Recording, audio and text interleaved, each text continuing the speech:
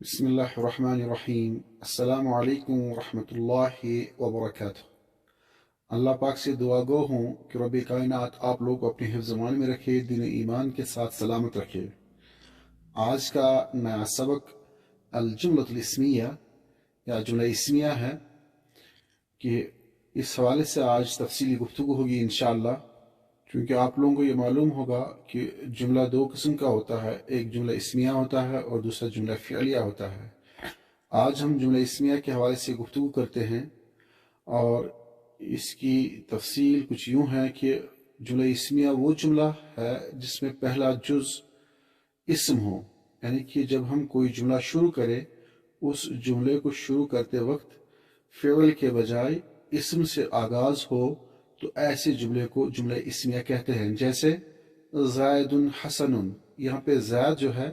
یہ اسم ہے اور حسن اس کی صفت ہے، لیکن اگر ہم زید کی جگہ کچھ اور چینج کر کے، جو بھی آگے تفصیل آئے گی انشاءاللہ، تو اس ٹائم پہ ہم اس کو جملہ اسمیہ نہیں کہیں گے۔ لیکن یہاں پہ ہم نے اسم سے آغاز کیا،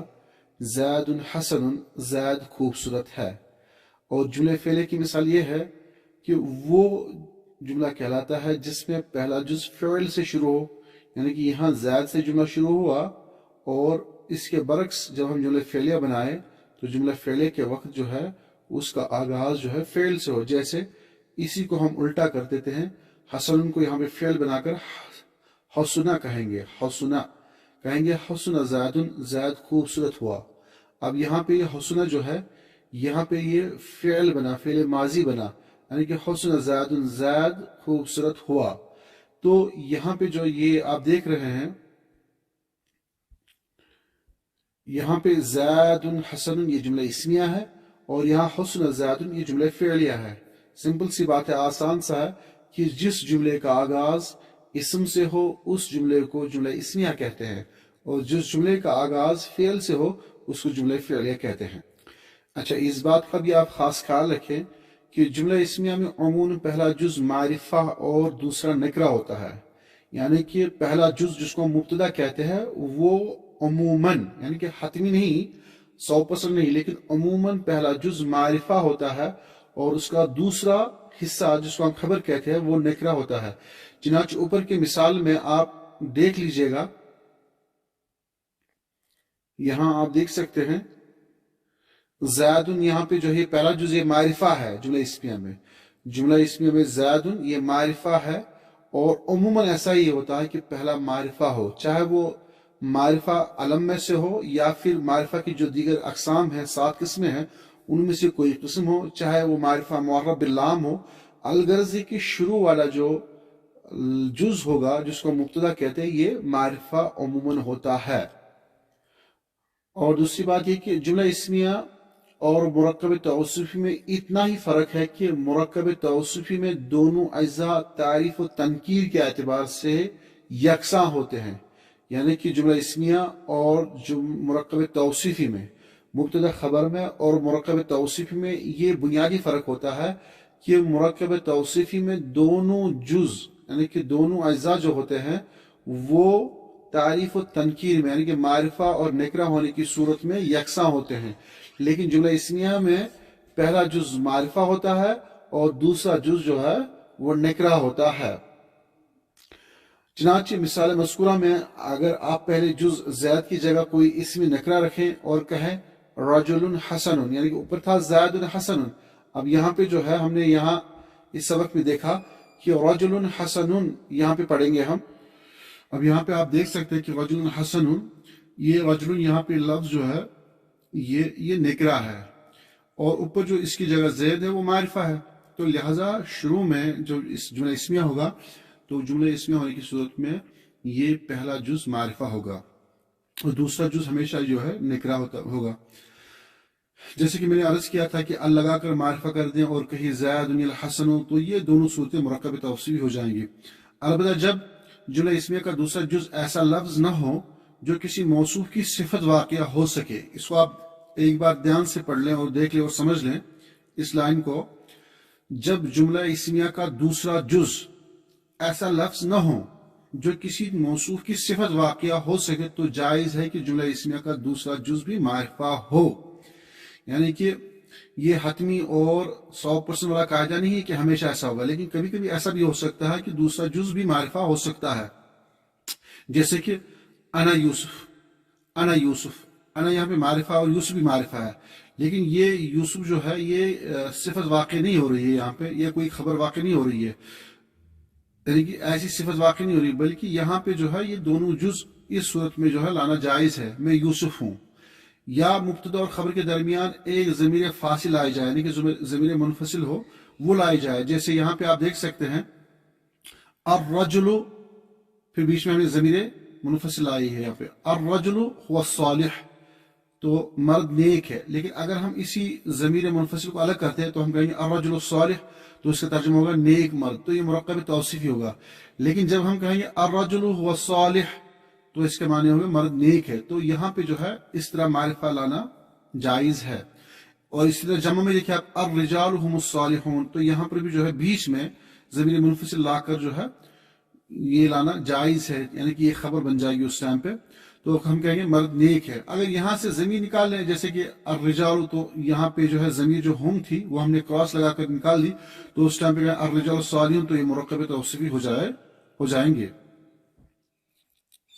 اچھا، اس بات کا بھی آپ خیال رکھیں کہ جملہ اسمیہ کے پہلے جز کو مبتدا کہتے ہیں اور دوسرے کو خبر کہتے ہیں، یعنی کہ جو ہم اوپر سے کہتے ہیں کہ پہلا جز دوسرا جز، تو اس کو آپ اس کی اصطلاح میں یاد رکھیں کہ پہلے جز کو مبتدا اور دوسرے جز کو خبر کہتے ہیں، اور عموماً مبتدا اور خبر مرفوع یعنی حالت رفعی میں ہوتے ہیں، یعنی کہ مبتدا بھی مرفوع ہوتا ہے اور خبر بھی مرفوع ہوتی ہے، یعنی کہ حالت رفع میں ہوتی ہے، ان کے آخر میں جو ہے ضمہ آتا ہے، جیسے کہ ہم کہیں گے یہاں پہ الکتاب، الکتاب، الکتاب نافع، الکتاب نافع۔ اب یہاں پہ دیکھیں اس کا با اور اس کا عین یہ دونوں جو ہے مرفوع حالت میں ہیں، تو عموماً ایسا ہوتا ہے کہ ان کے دونوں جز یعنی کہ خبر بھی اور مبتدا بھی دونوں رفع کی حالت میں ہوتے ہیں، تو اس کا بھی آپ خاص خیال رکھیں اور اس کو یاد رکھیں۔ دوسری بات یہ کہ صفت کی طرح خبر بھی وحدت یعنی کہ واحد ہونا، تثنیہ اور جمع اور تذکیر و تانیث میں اپنے مبتدا کے مطابق ہوتی ہے، مگر جب کہ مبتدا غیر عاقل کی جمع ہو تو خبر عموماً واحد مونث ہوا کرتی ہے۔ مثلا یہاں پہ دیکھیں آپ الرجل، یہ واحد ہے، اب اس کی خبر بھی جو لائیں گے تو واحد ہی لائیں گے، الرجل مذکر ہے تو خبر بھی مذکر آئے گی، تو کہیں گے الرجل الصادق، المرد سچا ہے۔ اب ایسا نہیں ہوگا، ہم کہیں گے الرجل صادقۃ، تو صادق مونث نہیں لا سکتے ہیں، کیوں؟ کیونکہ الرجل مذکر ہے تو خبر بھی مذکر رہے گی، الرجل واحد ہے تو خبر بھی واحد ہی ہوگی۔ اب یہاں پہ تثنیہ کی مثال دیکھیے آپ، مثنیٰ جس کو ہم کہتے ہیں الرجلان صادقان، الرجلان مثنیٰ ہے تو خبر بھی مثنیٰ آئے گی، الرجلان مذکر ہے یہ لفظ تو اس کی خبر بھی مذکر آئے گی، صرف اس کا خیال رکھا جائے گا کہ مبتدا معرفہ اور خبر اس کی نکرہ ہوا کرے گی۔ اب آگے دیکھیں آپ جمع والا صیغہ، جمع والا جملہ الرجال صادقون، بہت مرد یعنی کہ بہت سارے مرد سچے ہیں، اب یہاں پہ یہ جمع ہے اور صادقون اس کی خبر بھی جمع لائی گئی ہے، حالانکہ جمع مکسر کے حوالے سے یہاں پہ ضمن میں عرض کرتا ہے، چلو جب کسی اسم کا ہم جمع مکسر لاتے ہیں تو اس وقت ہمارے لیے گنجائش رہتی ہے کہ ہم اس کا جو ہے واحد مؤنث کا صیغہ بھی لائے، جیسے کہ تلک الرسل میں ہم دیکھتے ہیں، وہاں پہ اس طرح لکھا ہوا ہے یہ قرآن کریم کی آیت میں تلک الرسل، تو یہاں پہ یہ تلک مؤنث ہے اور رسل جمع ہے رسول کی، تو اس طرح گنجائش ہے کہ ہم یہاں پہ اولئک رسل بھی لائے اور تلک رسل بھی لائے جمع مکسر کے لیے، اور اسی طرح رجل کی جمع آتی ہے رجال، تو رجال بھی ہم یہاں پہ جو ہے اس کے لیے تلک رجال بھی کہہ سکتے ہیں، ہم تلک الرجال بھی کہہ سکتے ہیں، تلک الرجال، تو یہ گنجائش ہے، لیکن فی الحال آپ یاد رکھیں کہ یہاں پہ جو ہے الرجال مذکر ہے جمع ہے، تو یہاں پہ اس کی خبر بھی ہم جمع لا سکتے ہیں اور جمع لائے بھی ہیں۔ اور اب آگے دیکھیں آپ المرأة صادقۃ، عورت سچی ہے، المرأة مؤنث ہے تو اس کی خبر بھی مؤنث آئے گی، المرأة واحد ہے تو خبر بھی واحد، المرأتان تثنیہ ہے تو اس لیے یہاں پہ جو ہے صادقتان تو اس کی خبر بھی تثنیہ لائی گئی ہے، النساء جمع ہے تو اس کی خبر بھی جمع لائی گئی ہے، صادقات، عورتیں سچی ہیں، تو لہٰذا اس چیز کا آپ جو ہے خیال رکھیں کہ مبتدا خبر میں جو ہے اس چیز کا خبر رکھا جائے گا کہ اگر مبتدا مذکر ہے تو خبر بھی مذکر آئے گی، مبتدا واحد ہے تو خبر بھی واحد ہی ہوگی، تثنیہ تو تثنیہ، جمع تو جمع. تو اس چیز کا جو ہے آپ بھرپور خیال. اب غیر ذوی العقول کی مثال دیکھیں آپ. اوپر جو جملے بنے تھے وہ مذکر اور مؤنث کے ذوی العقول میں سے. اب غیر ذوی العقول میں دیکھیں، الریح چونکہ پہلے عرض کیا جا چکا ہے کہ ریح مؤنث ہے، شکلاً یہ مذکر ہے لیکن عربوں نے اس کو مؤنث کے دائرے میں رکھا ہے، مؤنث کی کیٹیگری میں رکھا ہے، تو لہٰذا اس کی خبر بھی مؤنث آئی ہے. الریح شدیدۃ، ہوا تند ہے، ہوا تند ہے، تیز ہے. الریحان یہ تثنیہ ہے تو اس کی خبر بھی تثنیہ لائے گی، شدیدتان، دو ہوائیں تند ہے. الریحان شدیدتان. اب ریح کی جمع آتی ہے الریاح، ریاحن اس کی جمع آتی ہے ریاحن. اب یہاں پہ کیا کہیں گے؟ الریاح، تو جمع یہاں پہ لانا چاہیے تھا پھر، لیکن جمع اس کے ساتھ نہیں آئی کیونکہ غیر ذوی العقول جس کے اوپر عرض کیا جا چکا ہے، غیر ذوی العقول جب جمع ہو تو اس کی خبر جو ہے واحد مؤنث آئے گی، تو یہاں پہ واحد مؤنث کی خبر لائی جائے گی، شدیدتن. الریاح شدیدتن، ہوائیں تند ہے، تیز ہے. مذکورہ مثالوں میں اگر دوسرے جز کو معرب باللام کر دیں یا پہلے جز پر سے ال نکال ڈالے تو سب مثالیں مرکب توصیفی کی ہو جائیں گی. یعنی اوپر جو کچھ ہم نے پڑھا ان تمام جملوں میں اگر ہم، جیسے کہ یہاں پہ دیکھیں آپ، الرجل میں سے اگر ہم الف لام نکال دیں، رجل صادق پڑھیں گے تو یہ مرکب توصیفی والی خبر ہو جائے گی، رجل صادق، رجل صادق، تو یہ مرکب توصیفی. یا الرجل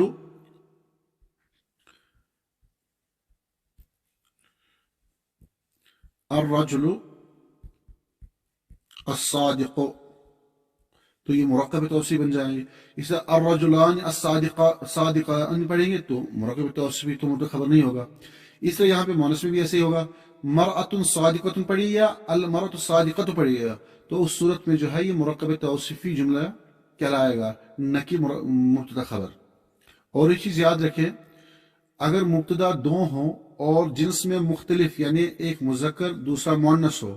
تو خبر میں مذکر کا لحاظ رکھا جائے گا، یعنی خبر مذکر ہوگی. جیسے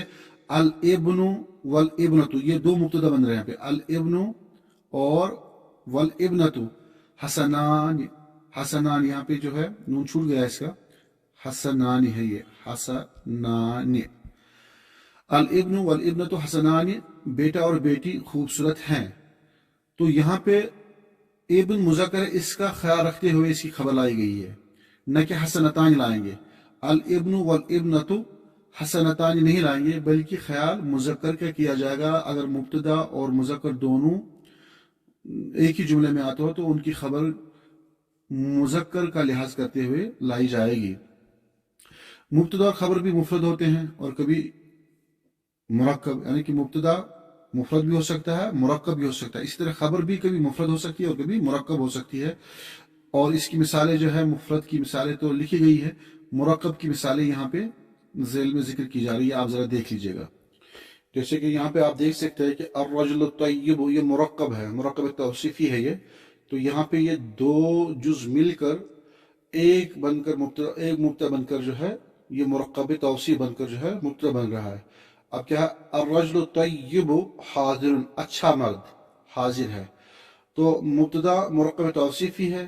اس طرح جو ہے زید، یہاں پہ دیکھیں آپ دوسرے زید رجل طیب، یہاں پہ زید مفرد ہے، رجل طیب جو ہے یہ مرکب توصیف بن کر خبر بن رہے ہیں یہاں پہ. تو لہٰذا مبتدا اور خبر بھی مفرد ہوتے ہیں اور کبھی مرکب. ان چیزوں کا آپ خیال رکھیں. جیسے کہ ایک دو مثالیں میں آپ کو اور دیتا ہوں. القرآن الکریم، اب یہاں پہ دیکھیے القرآن الکریم یہ مرکب توصیفی ہے، یہاں پہ دو لفظ کا مرکب ہے. اب اس کی خبر ہم لائیں گے کلام اللہ، کلام اللہ. القرآن الکریم کلام اللہ. اب یہاں پہ جو ہے مبتدا بھی مرکب توصیفی ہے اور مرکب اضافی یہاں پہ اس کی خبر بن رہی ہے. تو یہ ضروری نہیں ہے کہ جملہ جو ہے مطلب کہ اس کا مبتدا مفرد ہو، نہیں، کبھی جو ہے مفرد بھی ہوگا، کبھی مثنیٰ بھی ہوگا، کبھی جمع بھی ہوگا. اور جمع اس صورت میں کہ وہ مرکب توصیفی ہو، مرکب اضافی ہو.